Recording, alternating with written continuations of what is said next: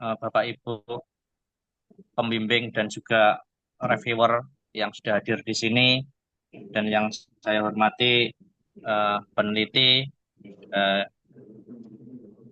Mbak Rida Sepravinata Septrivinta, ya, Pak. yang hari ini kita bertemu dalam rangka full board. Mohon nanti kiranya dapat dijelaskan kepada seluruh reviewer terkait dengan rencana penelitian yang akan dilakukan. Kami bagi dua sesi. Yang pertama adalah presentasi, ya, maksimal 10 menit. Nanti sesi yang kedua adalah diskusi dengan masing-masing reviewer. Baik, kami persilakan Mbak Rida untuk berdoa dan nanti bisa langsung dimulai presentasinya. Terima kasih.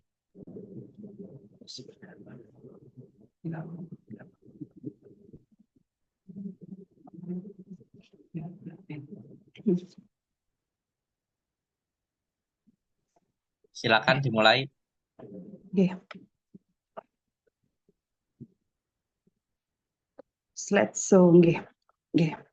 Assalamualaikum warahmatullahi wabarakatuh.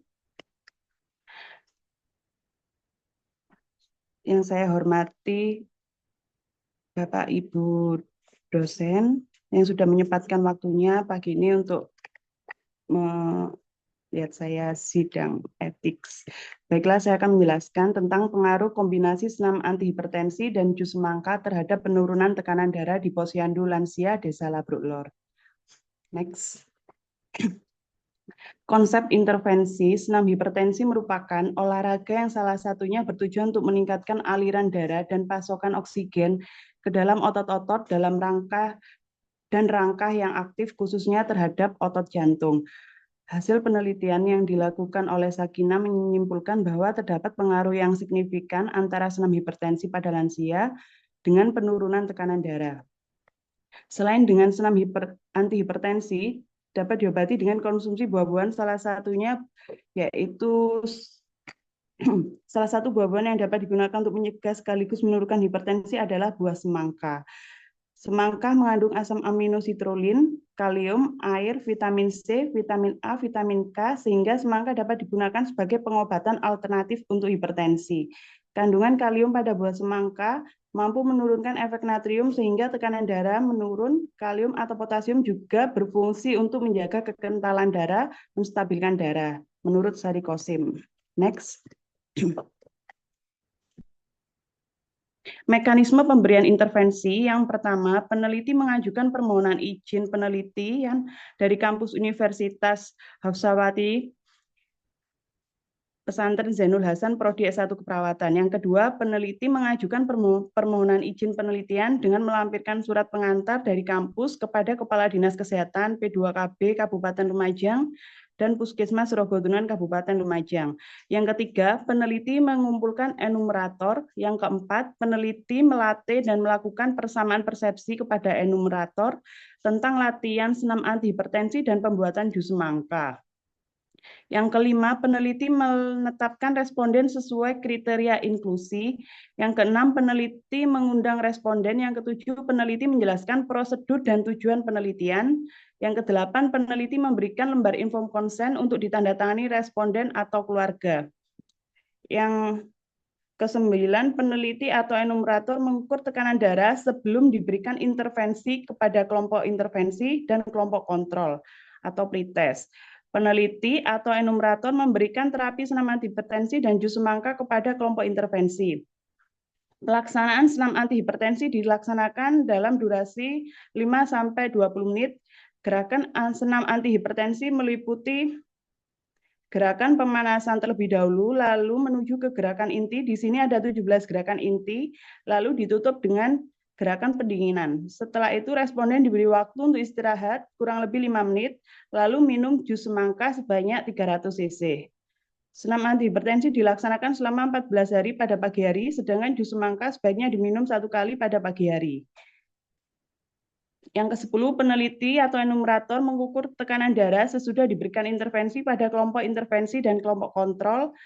Yang ke-11, peneliti membandingkan tekanan darah pada kelompok intervensi dan kelompok kontrol sebelum dan sesudah senam antihipertensi dan minum jus semangka. 12. Setelah peneliti selesai, peneliti atau enumerator memberikan terapi senam hipertensi dan jus semangka pada kelompok kontrol. 13. Peneliti menyusun laporan dari hasil analisa data dan menyimpulkan hasil penelitian. Next. Kemungkinan resiko yang mungkin muncul dari pemberian intervensi.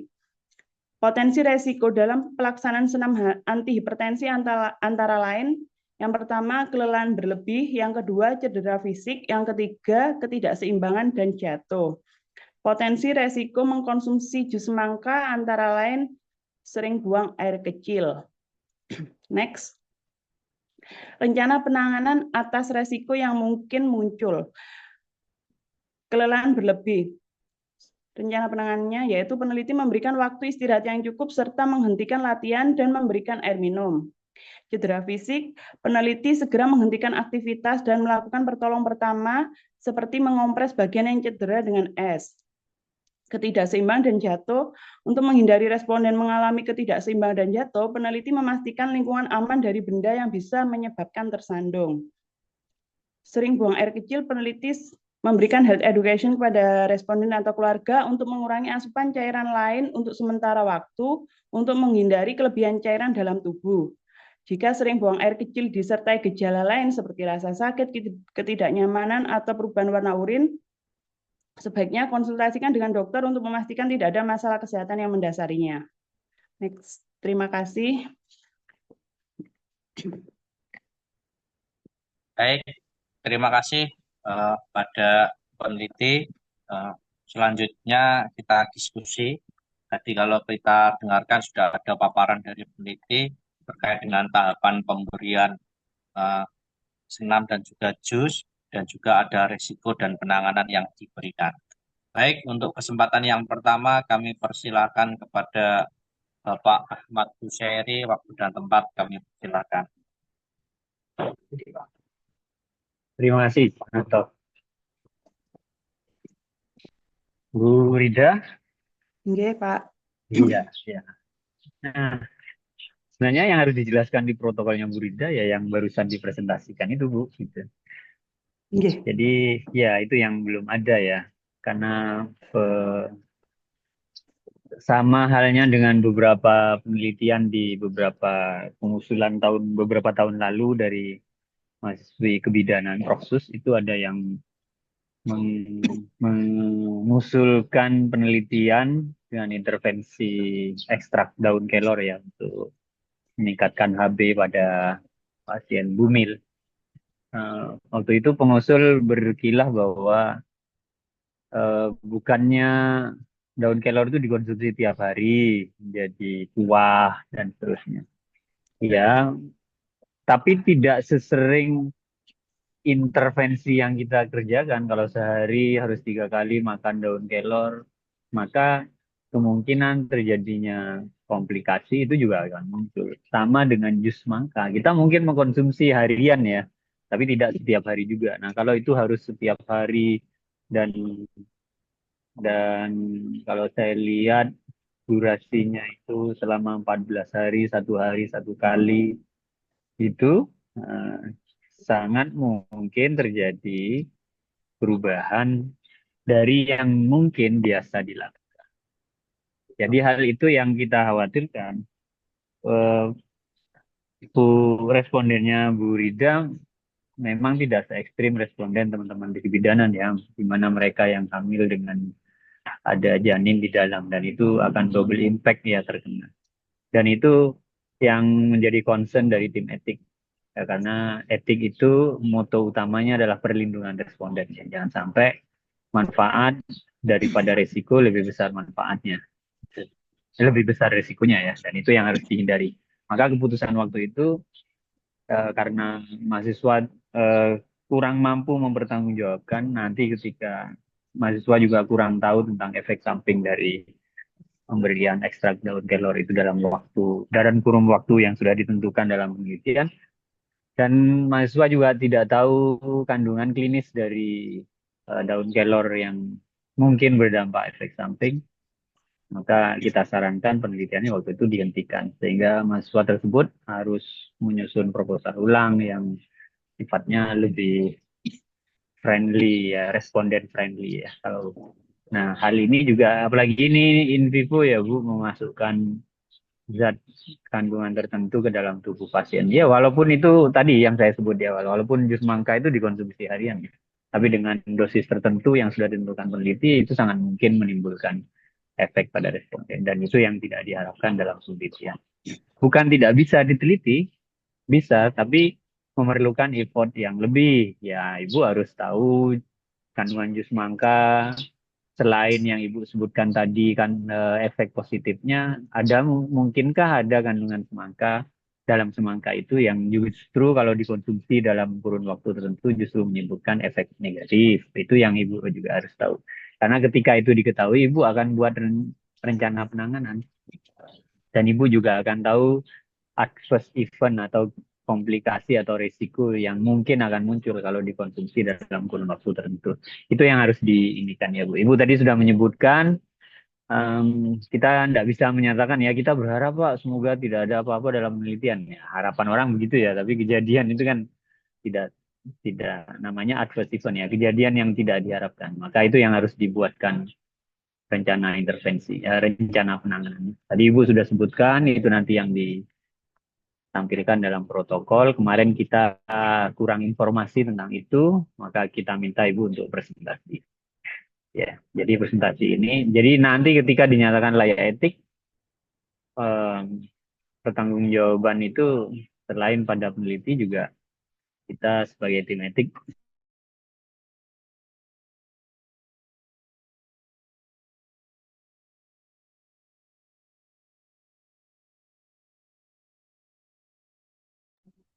Ngapunten kok hilang.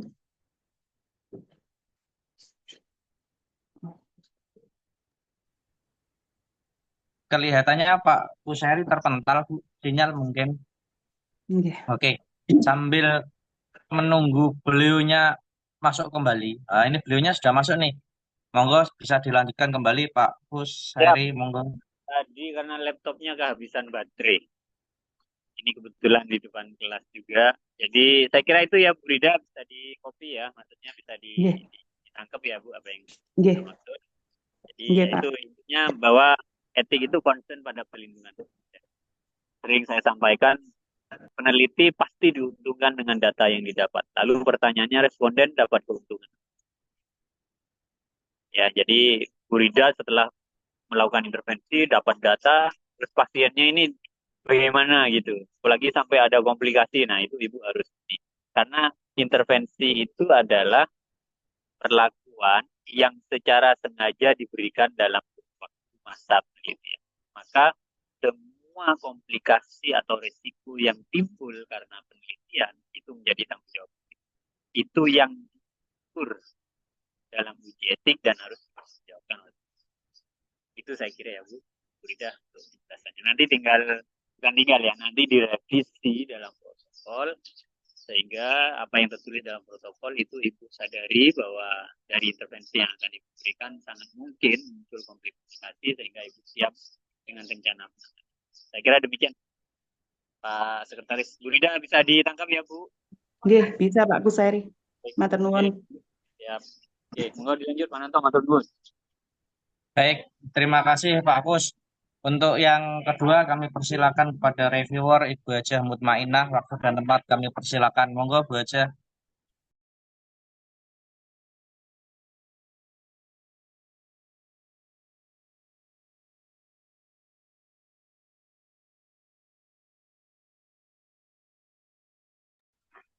Halo, monitor Bu Hajah Mutmainah mendengar?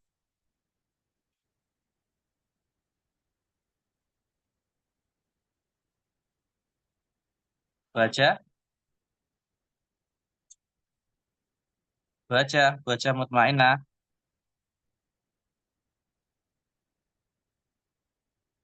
Baik, karena beliaunya masih belum connect dengan kita, mungkin bisa kita lanjut ke reviewer dan ke pembimbing. Bu Iin Aini Isnawati, kami persilakan. Monggo Bu. Baik, terima kasih Pak Haji Nanto ya.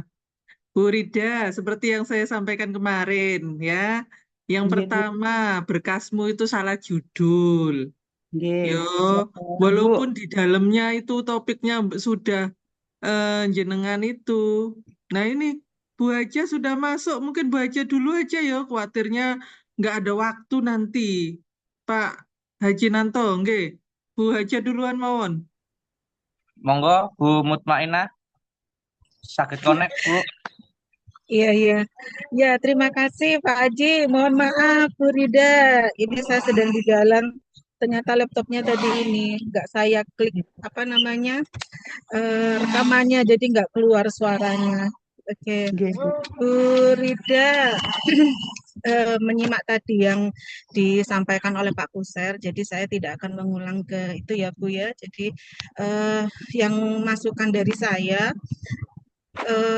Di protokol Ibu itu tidak sama dengan apa yang dipresentasikan tadi. Yang saya koreksi di protokolnya bahwa penanganan resiko intervensi dan resiko intervensi dan penanganannya itu tidak dituliskan di dalam protokol. Tapi pada waktu tadi Ibu presentasi itu dijelaskan di situ begitu. Jadi mohon nanti ini kayaknya akan berubah judul ya. Jadi nanti kalau mengusulkan protokol lagi, jadi mohon dilengkapi kalau dia bentuknya intervensi, jadi harus dijelaskan intervensinya seperti apa, resiko dari intervensi yang akan dilaksanakan itu seperti apa, dan penanganan resikonya itu seperti apa. Jadi kalau kalau protokol Ibu lengkap di situ, reviewer tidak akan bertanya ini kenapa kok seperti ini begitu, karena tidak lengkap. Jadi kami membutuhkan klarifikasi dari penelitinya. Itu dari saya, Bu. Terus kemudian intervensinya ada yang senam hipertensi ya. Jadi lebih baiknya gerakan-gerakan senam senam hipertensinya itu digambarkan di dalam mungkin di dalam proposalnya di dalam dan protokolnya juga dituliskan, digambarkan. Jadi gerakan pertama itu seperti apa, gerakan kedua itu seperti apa, begitu. Itu tidak ada di dalam protokol gerakan-gerakan senamnya. Gitu ya, Bu. Oke, Nggih, siap. catatan dari saya itu Bu, jadi di protokol dengan apa yang Ibu presentasikan itu tidak sama, jadi mohon dibuat selengkap mungkin supaya kami tidak ada proses klarifikasi terhadap Bu Rida, begitu sebagai penelitinya. Begitu ya Bu. Oke, Nggih, begitu ngapunten, aja Bu. Pak Haji dari saya, terima kasih. Assalamualaikum warahmatullahi wabarakatuh. Waalaikumsalam warahmatullahi wabarakatuh. Terima kasih Bu Haja. Selanjutnya kami persilakan reviewer dan juga sekaligus pembimbing Bu Iin Aini Isnawati, waktu dan tempat. Monggo Bu. Baik, terima kasih Pak Haji Nanto. Bu Rida ya, seperti yang saya sampaikan tadi, yang pertama, protokolmu itu judulnya, iku rapodo. Nggih, Yombo Bu. nggak iso apa sih mbok edit, tapi ndak iso ngono kuwi ngedite di dalam-dalam, luare tetep ya. Ya itu Nggih, ngapunten. kita akhirnya kan acuannya ke judul gitu loh ya. Jadi akhirnya ndak nyambung ya, walaupun itu Bu semuanya sudah saya edit Bu semuanya ya raiso ya tetap aja itu ndak bisa ya, walaupun desain penelitian dan lain sebagainya itu sudah diedit ya. Dan apa namanya, seperti yang disampaikan tadi, mulai dari kriteria ini kan ada kelompok kontrol dan perlakuan ya Bu ya. Nggih. Mm-mm. Nah, kelompok kontrol dan perlakuan ya, tekniknya cluster sampling ya, itu berarti seperti apa. Jadi semakin jenengan clearkan di sini itu sebenarnya tidak ada masalah gitu ya. Di format yang ada itu sampling dihitungkan, kriteria inklusi eksklusinya sudah gitu kan. Nggih. Nah, kemudian intervensinya yang sudah dipaparkan tadi itu step by step-nya itu di intervensi itu harus didetailkan ya. Kemudian jangan lupa terkait sama pemberhentian ya. Nggih. Adverse event-nya tulis, di sini nggak ditulis. Jadi kalau misalnya kan yang namanya orang bisa saja kecetit, ya toh, yang namanya orang senam itu kan iso ae kecetit, terus kemudian pegel-pegel kayak, kemudian mungkin pusing bisa saja, atau ya kemungkinan-kemungkinan yang walaupun kecil, walaupun kau mampu menangani, ya itu semua harus diprediksi begitu, ya. Karena ini kan apa respondennya respondennya ini adalah orang yang katakanlah ada sakit gitu ya, walaupun hipertensi, ya. Kemudian penanganan komplikasinya juga harus diitukan, di apa namanya ya, harus dijelaskan. Kalau misalnya pusing berarti diapakan nanti. Kalau misalnya waktu pergerakan senam ternyata kok ada yang pusing, berarti harus dibagaimanakan. Itu secara teknis itu harus dijelaskan, Bu, ya. Kemudian manfaat ini tidak hanya sekedar manfaat, di sini ada manfaat bagi penduduk, manfaat bagi pribadi subjek, ya. Jadi itu semua didetailkan di situ. Ya, sudah diisi, kemudian jaminan keberlanjutan. Nah, ini sudah ada juga. Kemudian inform concern juga sama ya. Sebelumnya itu harus bagaimana eh bujukan, souvenir. Nah, souvenir ini apa? Kan kita harus clear di sini gitu. Bentuk endorsement-nya itu apa? Souvenir boleh, tapi maksudnya di sini itu juga harus jelas, Bu Rida, ya. Souvenir apa yang rencananya akan jenengan berikan? Rencana mau ngasih botol, Bu. Botol minum, Bot- tumbler. Botol Botol minum. tumbler. Nggih. Ya, termasuk mungkin buku modulnya bisa sebagai itu disebutkan Souvenir. juga gitu, Nggih. ya. Karena Nggih. kau kan juga ngasih modulnya begitu, ya. Kemudian eh, rencana untuk penelitian. Kebetulan ini kan ada yang kau treatment, ada yang tidak gitu kan. Nah, seandainya nanti harus diintikan di sini, dijelaskan juga. Kalau nanti seandainya efektif begitu ya, dua metode ini, maka jenengan juga harus memiliki planning untuk mengintervensikan pada kelompok yang sekarang menjadi Kontrol. kelompok kontrol begitu. Nah, itu menjadi hal yang wajib dijelaskan juga di situ gitu loh. Terus siapa nanti yang melanjutkan? Nah, makanya keberlanjutan dari penelitian ini tuh juga penting gitu. Kalau terbukti bahwa ini efektif, ya berarti harus dong ditindaklanjuti, tidak hanya berhenti pada intervensi yang jenengan lakukan gitu kan? Nggih. Nah, itu harus ya. Jadi dibujukan, deskripsinya itu harus didetailkan di situ. Itu sudah ada. Jadi kalau jenengan step by stepnya dari sini itu semuanya dikerjakan, sebenarnya sudah tidak perlu lagi ada deskripsi, ada paparan seperti ini ya. Kemudian manfaat sosial juga di sini, penelitian ini dilakukan secara mandiri tanpa melibatkan sponsor. Nah, maksudnya manfaat sosialnya seperti apa ya, itu juga harus ditampilkan di sini. Nggih, Nggih. Bu Rida, nggih. Nggih, terima kasih Bu Itu In. secara umum apa namanya ketidakjelasan dari format jenengan pada saat ngupload ya. Mungkin saran saya segera direvisi tadi yang sudah disampaikan oleh masing-masing review ya. Mungkin Nggih, itu Pak Ejinanto, terima kasih. Terima kasih Bu Iin, Bu Rida. Nah, kalau saya simpulkan dari beberapa masukan reviewer, yang pertama karena adanya ketidaksesuaian protokol, maka mohon segera untuk direvisi, dilengkapi protokolnya dan diupload ulang. Saya nggih. rasa semakin lengkap protokol yang diberikan, maka akan memberikan gambaran penelitian yang akan dilakukan Bu Rida terhadap atau kepada para reviewer, sehingga tidak akan ada keraguan. Itu nggih, Bu Nggih. Rida kira-kira nggih. Nggih, Pak Sunanto. Oke. Baik, demikian Bapak Ibu uji full board pada pagi hari ini. Nah, dengan demikian uji toolbox kami nyatakan berakhir dan kami persilakan kepada Bapak Ibu untuk dapat meninggalkan Zoom meeting. Terima kasih. Assalamualaikum warahmatullahi wabarakatuh. Waalaikumsalam warahmatullahi wabarakatuh.